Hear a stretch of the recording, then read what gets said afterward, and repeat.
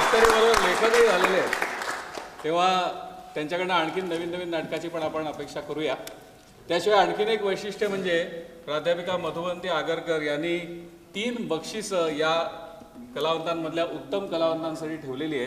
त्याचा रिझल्ट अजून आलेला आहे का?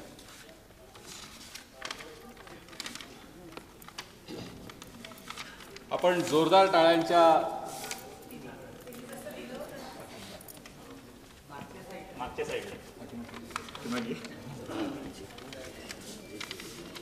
पहिल्यांदा 3ऱ्या क्रमांकाचं बक्षीस जाहीर करतो. सुधाकर.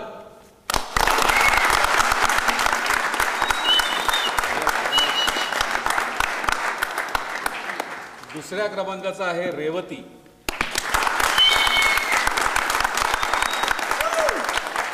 आणि पहिल्या क्रमांकाचं कोणाचं असेल असं आपल्याला वाटतं? बबन्याला मिळाले. ही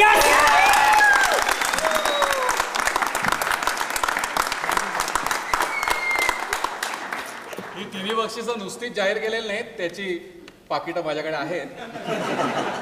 ती मी नंतर यांना देईनच. पुढच्या वेळेला आणखीन एखाद्या वेगळ्या विषयावरती आपल्यासमोर नाटक करायला नक्कीच आवडेल. त्यावेळेला पुन्हा भेटूया. तोपर्यंत नमस्कार.